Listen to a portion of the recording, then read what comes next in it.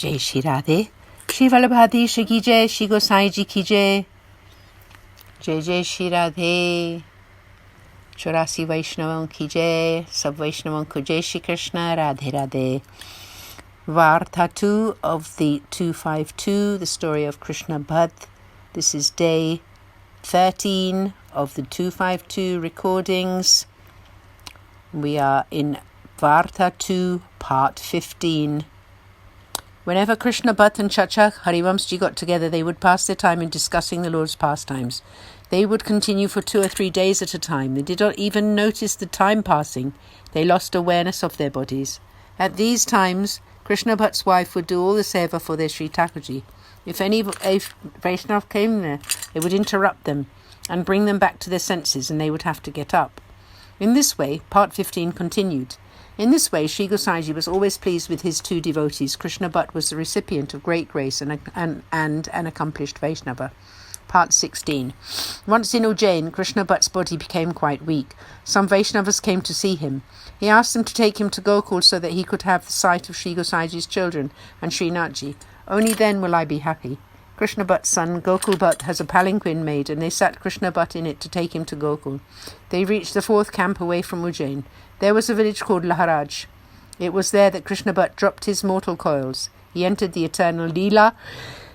His son Gokul Bhatt was very upset and said, "Why did such a great Vaishnava as he have to die in this way? It would have been better for him to have reached Gokul or to have stayed close to his own Sri Thakurji."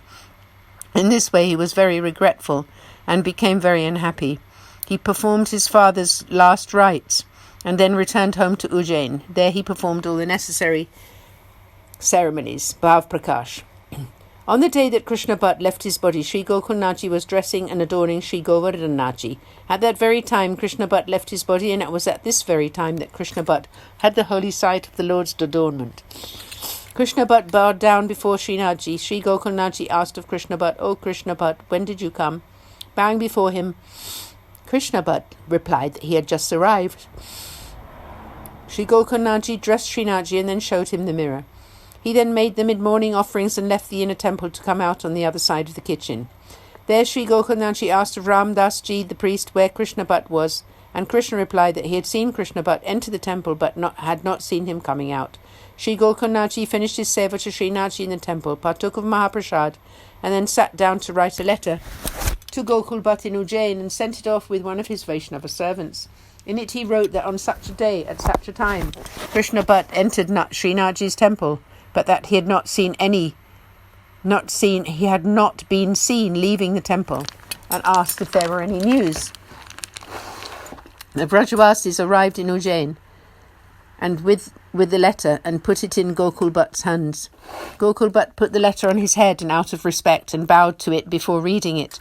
As he did, he felt overjoyed. His doubts were all allayed. Gokul Bhatt honoured the Brajavasi who had brought the letter. He then wrote a reply to Sri Gokulnathji in which he made supplication and sent some donations. Excuse me. Gokul Bhatt made some nice celebrations in the house on that day when he received the letter. He called lots of Vaishnavas there to take prasad. They all celebrated. Lots of them made donations, as did Gokul Bhatt, who had a money order drawn up to include all of them, and sent them to Gokul with that Brajavasi, whom he suitably honoured. The Brajavasi took a few days to deliver the letter to Sri Gokulnathji. He read the letter and was very happy. He again wrote a reply to Gokul Bhatt and Govind Bhatt and sent it off to them. Part 16 continued. These 2, Gokul Bhatt and Govind Bhatt, were the 2 sons of Krishna Bhatt. They were both accomplished Vaishnavas. Gokul Bhatt was constantly reading the Sri Subodhini, and Govind Bhatt was also always reading Sri Acharyaji's verses in Sri Subodhini. G. Krishna Bhatt's wife did all the cooking and was always absorbed in the seva of their Sri Thakurji. She was a very accomplished Vaishnava, and Sri Thakurji let her experience his direct presence. Bhav Prakash. Why? In the eternal Leela, his wife is Mahinanda. Mahinand's wife named Vasudha. She loved Sri Thakurji as a mother would love her child and served him in this mood. Just as in the world a child eats and plays and asks for food when hungry or for water when thirsty, Sri Thakurji used to ask her for things in this same way. Sri Thakurji was very kind to Krishna Bhatt's wife. In the same way that Sri Acharyaji had showered his blessing on Padmarabal, so Sri Gosaiji blessed Krishna Bhatt. Thus concludes Varta 2, the story of Krishna Bhatt, a recipient of Sri Gosaiji's great grace and an accomplished Vaishnava. His story is impossible to tell and truly has no end.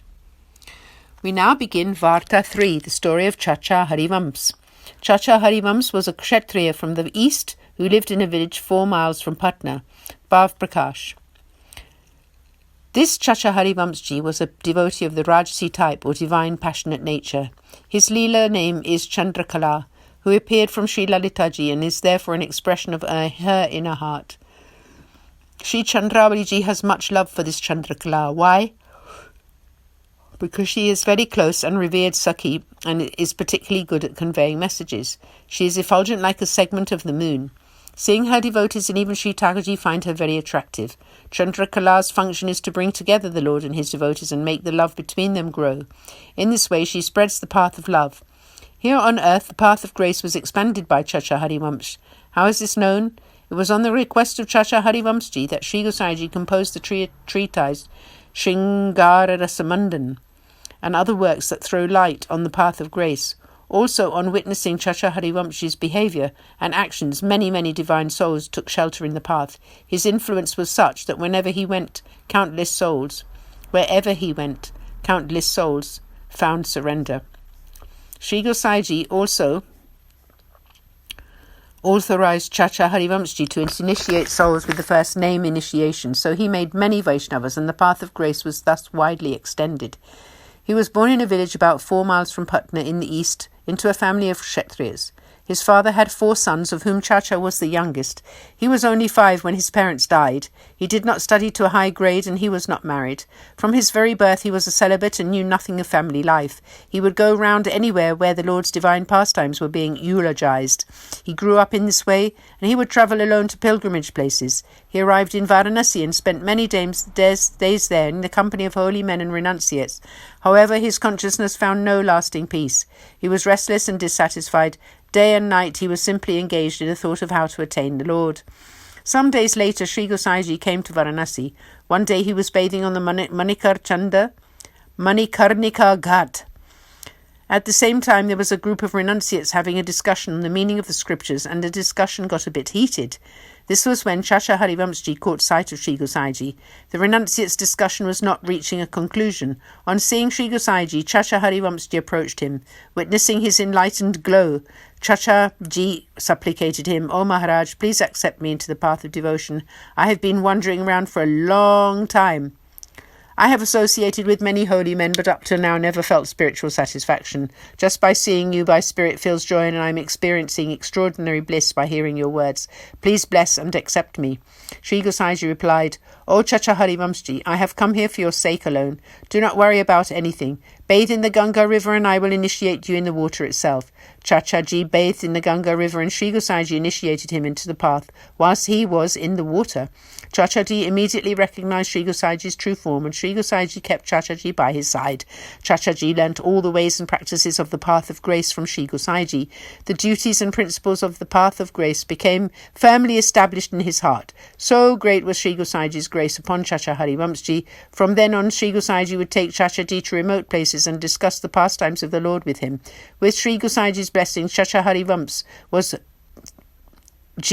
remained constantly immersed in the bliss of the Lord's loving essence. He was totally full of such bliss. Therefore he did not take to serving any other personal deities. On Sri Gosaiji's instruction, he would travel around and collect donations for Srinathji. He would instruct any Vaishnavas that he met on the way about the form and essence of the path of grace. Sri Acharyaji had retained Damodar Das to teach his sons, and Sri Gopinathji and Sri Gosaiji the ways of the path of grace after he departed from the earth. In the exact same way, Sri Gosaiji retained Chacha Harivamsji to teach his 7 sons. After Sri Gosaiji departed, Chacha would pretend to go to the sons to hear the discourses and then discuss the secret doctrines of the path with them. The 7 sons and Sri Gosaiji's whole family respected and obeyed Chacha Ji. Chacha Ji lived on the planet for a very long time. And here we conclude the reading for today. Tomorrow we will go into part 1 of the Vartaji of Chacha Harivamsji. So day 13 concludes here. Jai Shri Radhe.